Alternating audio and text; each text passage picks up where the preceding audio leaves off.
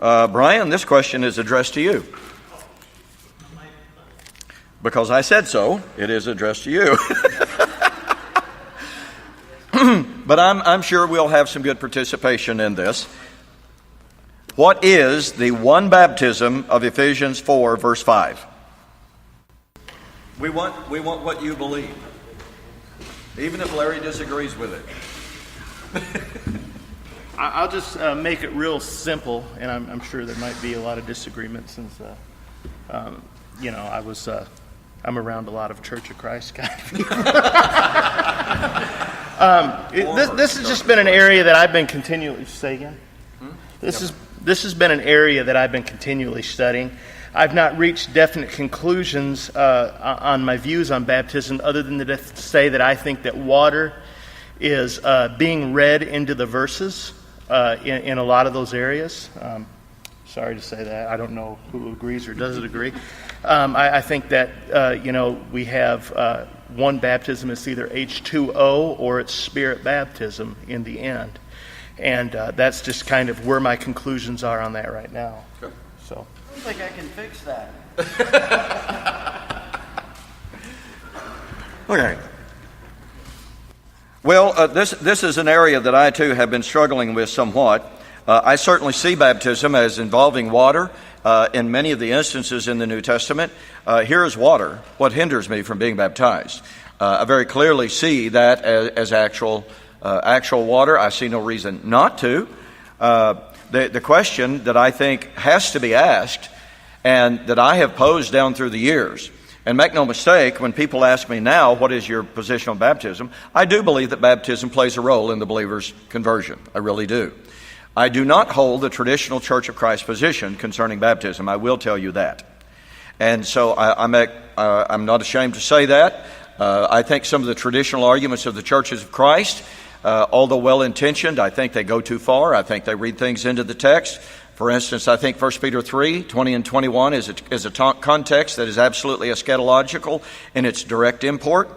I do not believe that it is proper for us to take it isolated from that context and apply it to the modern time. Now, does that mean that any and every passage that deals with baptism has to be excluded? No. Here at the Family of God some years ago, I made the comment in a class that I am convinced that in the first century there were eschatological temporary elements of water baptism. At the time, and still, I believe that there were also some abiding and continuing aspects of baptism. Sin is still a reality outside of Christ. And I will very quickly say this. Pardon me.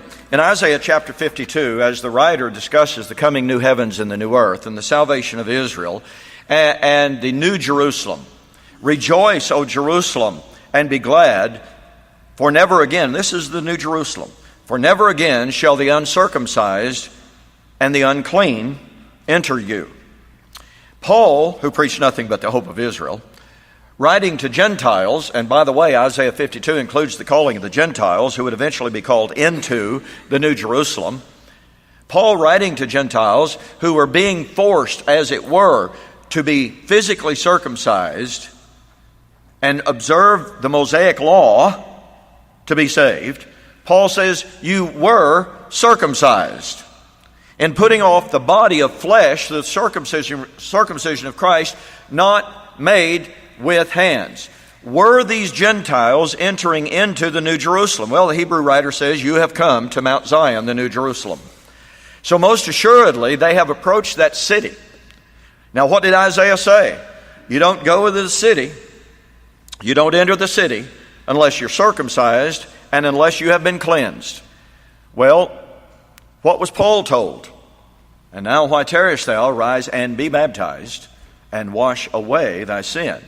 Now the Greek participles of that point out that the way in which Paul would call on the name of the Lord would be by being baptized. And it is a baptism to which he had to submit. It is allow yourself to be baptized. Okay?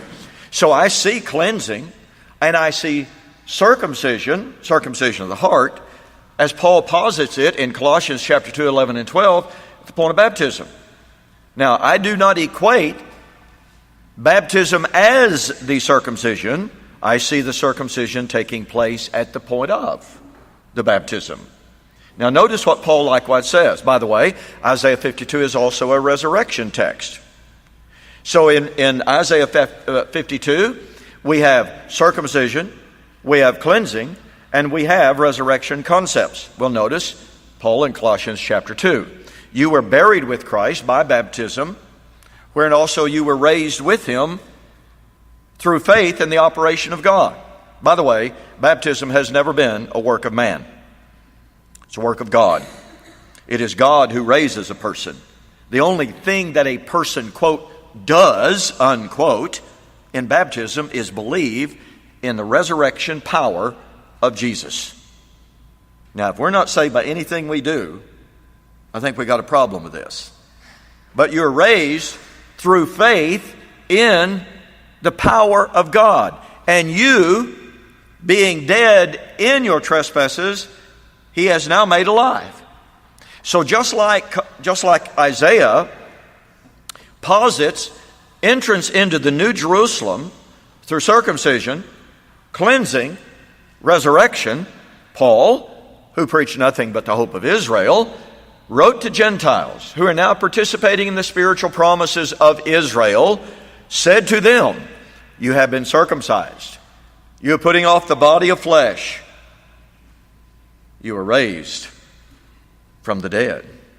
And of course, that resurrection being not only empowered by, but guaranteed by the arabon of the Spirit. So I do not try, and I'm not suggesting Brian is, I'm not trying to eliminate baptism. I'm trying to reinvestigate the issue, because there are some very, very serious issues that are tied to baptism, certainly that we in the churches of Christ have not investigated. And I'm just like Brian, and I'm just like Gerald. I'm open-minded. I'm willing to listen, and I'm willing to change. I'm not married to any view anymore. Many of you have heard me say, I have my A, T, and T positions. And that means at this time, here's what I believe. Okay? If I'm wrong, feel free to straighten me out on it. All right? I think I'm in trouble.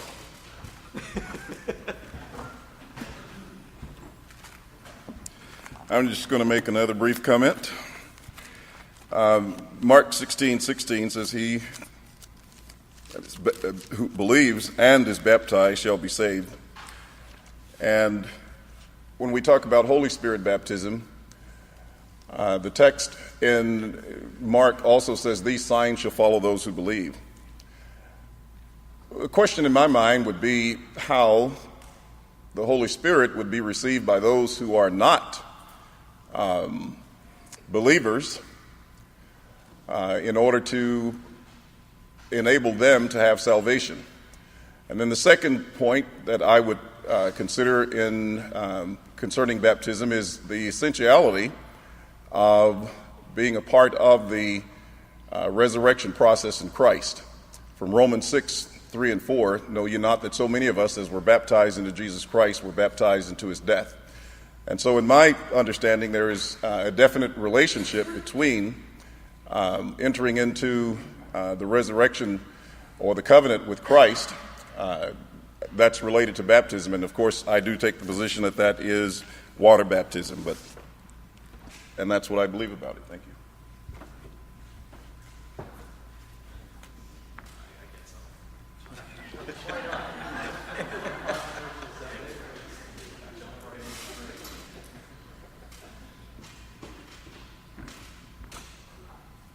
Of course, those of you in the mob know that I've kind of rocked the boat a little bit on this subject, so I'm just going to confuse everybody. What was I going to say? I had a couple thoughts.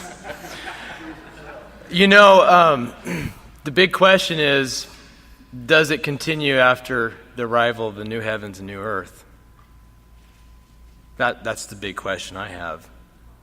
We can talk a lot about what they did during the transition. I was having a great conversation with Wayne Petty about this, and there doesn't seem to be a very good scriptural argument to dismiss the continuance of that practice of what's in Acts. You see water baptism, but then you see the Jewish connection to all this, and then it just raises even more questions. This had its roots in like Hebrews 6 with the washings and whatnot. The other thing that I think about too is, Brian, you do have a good point about it. A lot of times we do read water into it. I've been reevaluating Romans 6 from more of an eschatological context. We might be better served stop using the word baptism and baptize altogether and just use the word immerse, which would be the proper English translation, instead of carrying over that transliteration from the Greek into English, because it carries a lot of baggage with it. When you talk about baptism, you immediately place into that what you've already presumed it means. I think. I've done it. I look at Romans 6, and the interesting thing is their immersion into Christ was immersion into his death, which was the death to that mode of existence. And they're individually doing it, but it's a corporate event as well. They also there's no connection with resurrection directly with their immersion into Christ. It was into his death. The resurrection was by the Spirit. That's another interesting point. That's the promise in Ezekiel and in Joel. The promise here was that they shall. Let me read it. Therefore we have been buried with him. Remember I was connected this with the Jews. We, the Jews, been buried with him through immersion into death, so that as Christ was raised from the dead. Now Christ was raised, right? His work was complete at the cross. That work was complete at the cross. Through the glory of the Father, so we too might walk in newness of life. For if we have, past tense, become united with him in the likeness of his death, certainly we shall also be, future tense, in the likeness of his resurrection. So, again, the resurrection wasn't consummated upon one's baptism. So then when I first became a preterist, I started thinking, well, now baptism has the role that you go in, it's the death, and you come out, that's the resurrection. But maybe that's true, maybe that's not. That certainly wasn't the case for the first century Christians. They were in the process of resurrection through the Spirit. I don't know. Did I make you any more confused? I didn't answer the question, I know that. Great things to be thinking about, though, and I'm not resolved on it. I see a hand. I don't know. Am I supposed to be taking people's hands when they come up from here? Am I supposed to go sit That's your own risk. That's my own risk. Well, go ahead. Go ahead. Based on what you said, based on what Don said, you went to Colossians 2. I think it's 1 2. Yeah. So what's the question? Based on what do I think based on what Don says?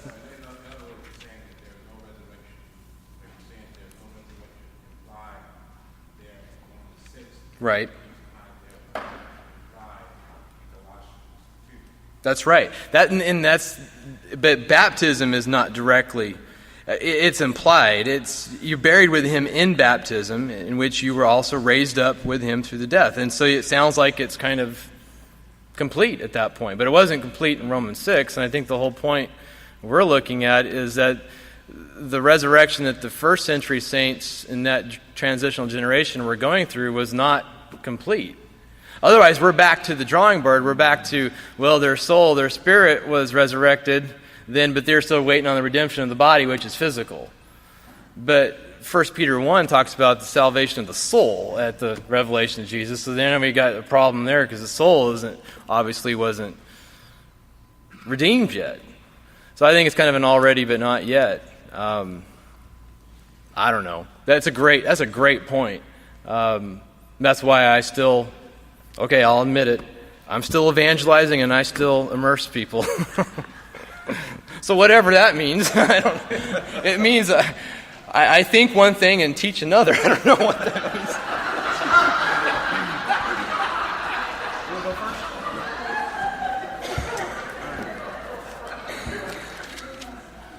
I'm just going to make another quick comment. Not that I disagree with Gerald on this point. I may have left the impression that what I was saying indicated that the baptism or the resurrection in Romans 6 was complete. I don't believe that. And Don, of course, will tell you that I've called him several times about the verbs that are used in that text in terms of the future tense and even the use of the subjunctive in that case. And what it is a very strong passage that demonstrates, and the same construction is used in 1 Corinthians 15.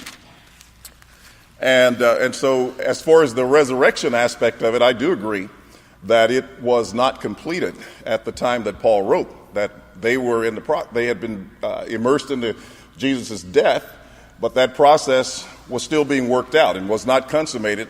And the language, the rendering there, the Greek is the same, identically, as that which is used in 1 Corinthians 15, and I think it becomes a very powerful point to demonstrate the nature of the resurrection from that point. So, but at this point, I still do take, the passage in Colossians 2, as well as this text, to be the same in terms of what I expressed before, but I just wanted to make sure that I didn't leave that impression with anyone. Thanks. Take up thy bed and walk.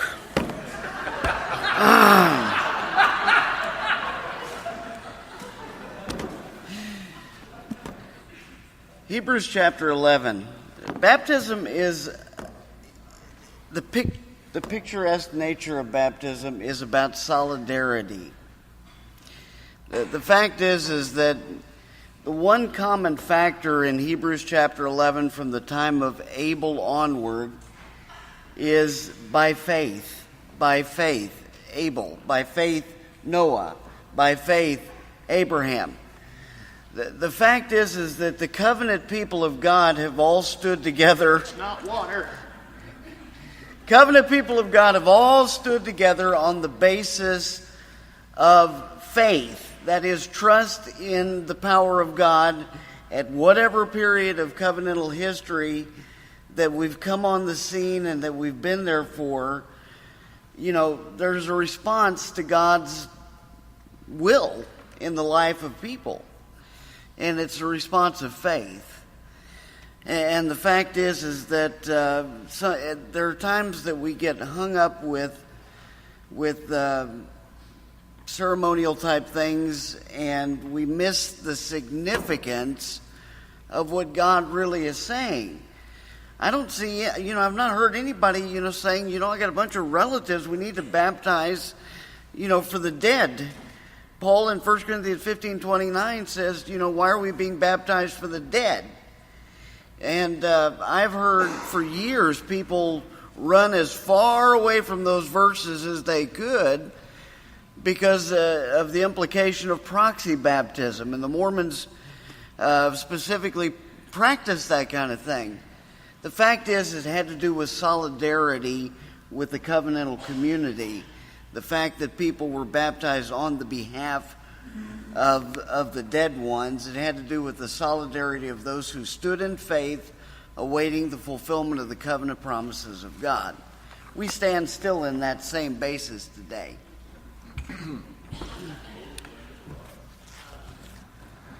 There's another aspect which has not been mentioned here, but I know most of the speakers have probably all of them, that really hasn't been touched on. Baptism in the first century for the church had to involve both an individualized thing as well as a corporate reality. Paul makes the specific point in 1 Corinthians chapter 10, our fathers were baptized into Moses. That is a corporate baptism into Moses and into the covenant community that Moses represented and symbolized. Well, Paul's making the whole point because notice he says in 1 Corinthians chapter 10, verse 11, now those things happened to us. Most translations, or many translations say, as examples for us. I'm sorry, as Richard Hayes points out in one of his books, he says this is a wrong translation. By the way, the Greek is very emphatic on it. There is no ambiguity in the Greek. These things happened as types of us. Israel experienced a corporate baptism into Moses. And Paul says what happened then was typological of what was happening in the New Testament. Therefore, the first century church had to be baptized corporately into Christ. Now, in order to be baptized corporately into Christ, that involved individualistic. That's why Paul says, do you not know that as many of us as were baptized into Christ have put on Christ? But the solidarity of that Larry is talking about certainly is a key focus of that. I would also point out that in John chapter 3, the famous "you must be born again," this is obviously one of the greatest evangelical passages that people have used and try to beat people over the head. But there are some things that are there that I think should give us pause to reflect. Jesus said to Nicodemus, let me back up. Do not marvel that I said to you. That's in the singular. Second person singular. Do not marvel that I said to you, you, second person plural, must be born again. Well, you see, now Jesus had shifted gears. Is he saying to Nicodemus that Nicodemus himself had to experience a new birth, a transformation of a way of thinking from the flesh to the spirit? Yes, indeed, he was. But by using the second person plural, Jesus is incorporating Nicodemus's own references when Nicodemus said, we plural, know that you're a man of God. So Jesus is using the second person plural to refer to Nicodemus's first person plural. We know that you're a man of God. Okay, you know that I'm a man of God. All of you corporately, in a corporate identity here, know that I'm a man of God. Guess what? You corporately, bodily, must be born again. Now, we're out of time. But let me point out one thing, Don. Israel was born through water. Corporately baptized into Moses. Isaiah chapter 63, verses 10 and 11. Israel was born, Israel was created through water and the Spirit. Whoa!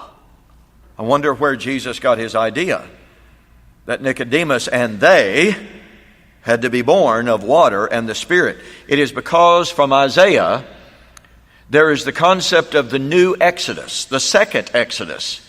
Now these are profound concepts that you're not going to get in a Sunday morning first grade lesson.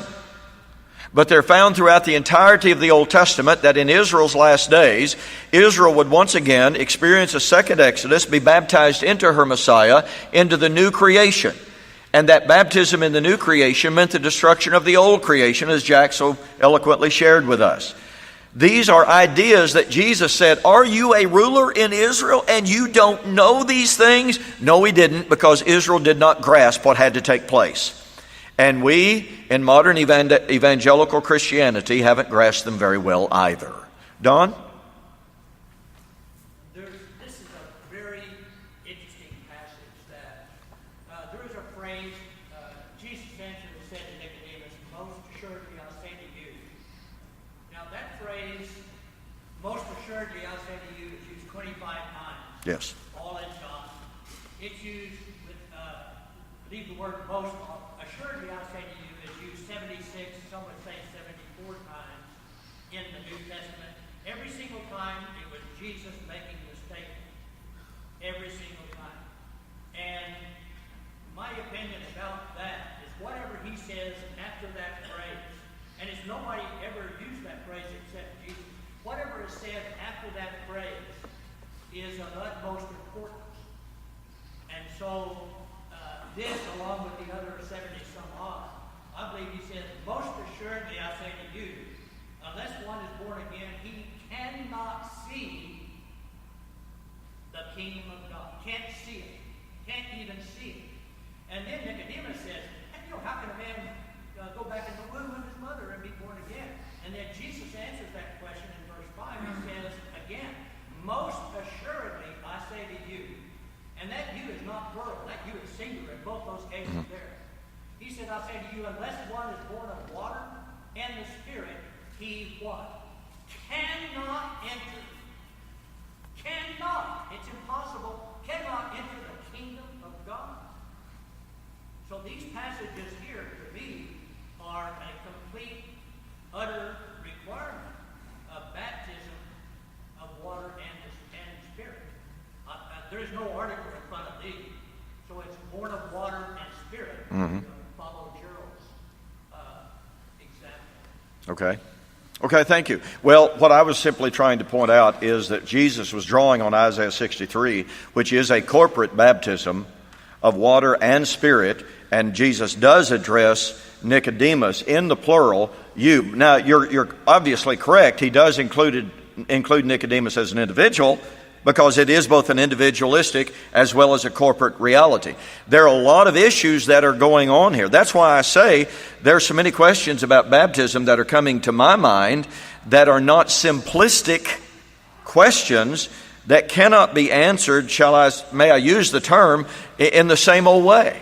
Because there is an eschatological element to baptism that we simply cannot ignore. That's clear from Romans chapter 6. However we view Romans 6, whether it's water baptism or spirit, there's an eschatological element to it. I see corporate baptism at work in Romans chapter 6 along with the individual baptism. So again, there's a lot going on with this subject. Now, could Israel have entered Moses without being born of water or spirit? No, absolutely not. So Jesus is speaking of an absolute necessity. The question, therefore, in John chapter 3, is that same necessity present today, or since the kingdom has come, are we looking at a different situation? That's the legitimate, I think that's a legitimate question today, like Gerald said. Now, I look at this point, AT&T position, I see that Isaiah 52 carries forward right through Revelation chapter 21 and 22. Here's the New Jerusalem perfected.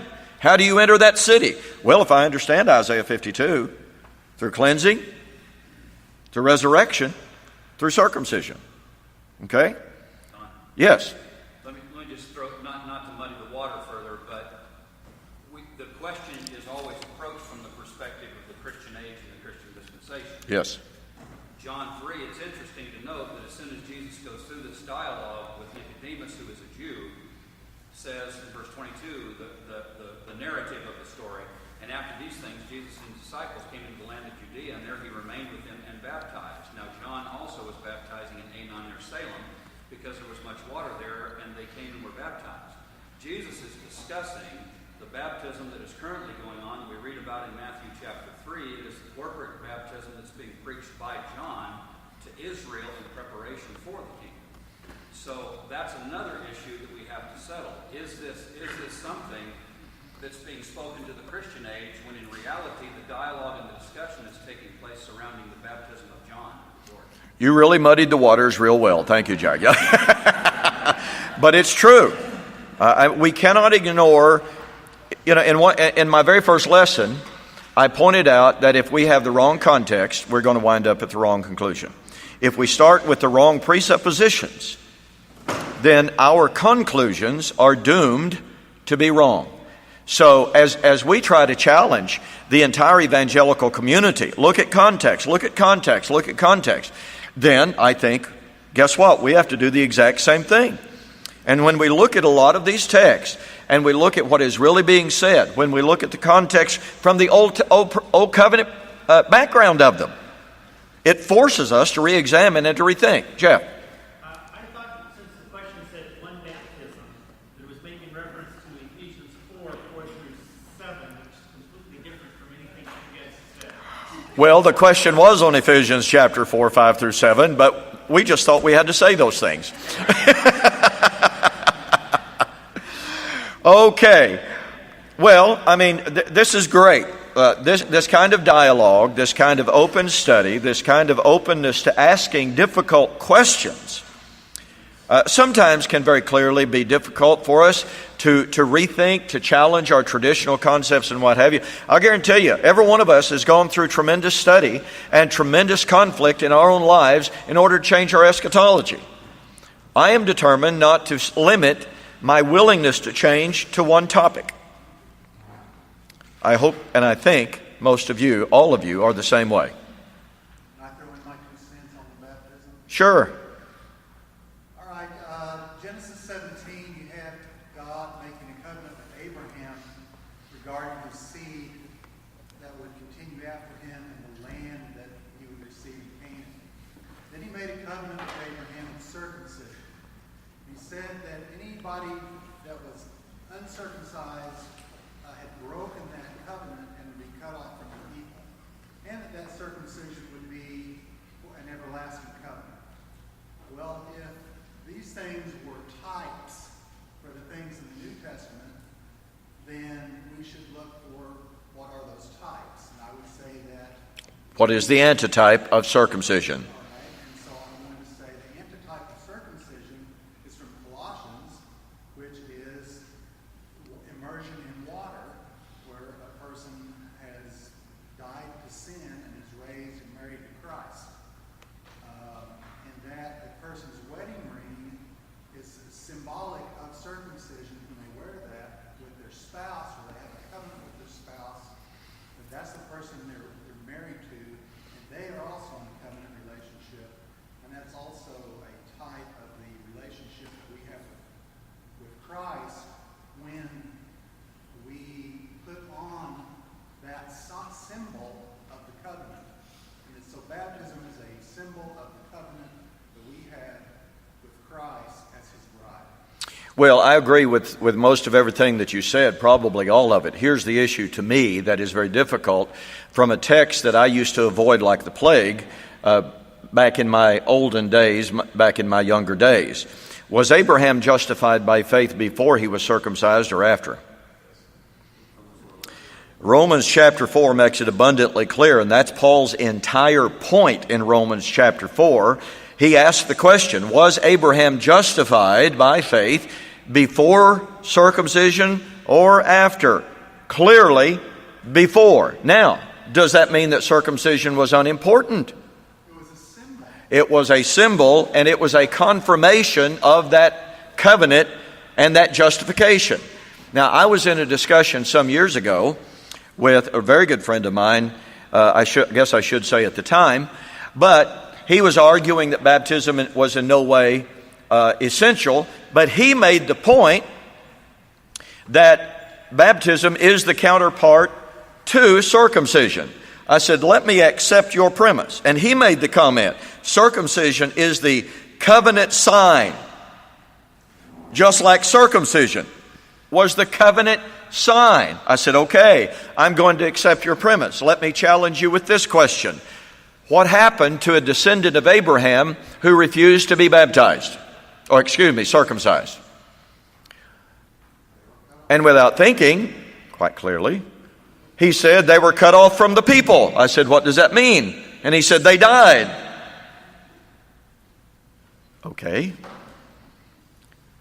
If then circumcision is the counterpart to circumcision, pardon?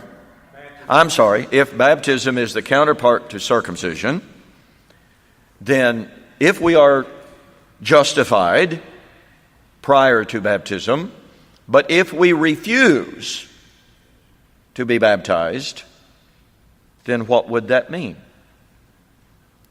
I'm asking questions.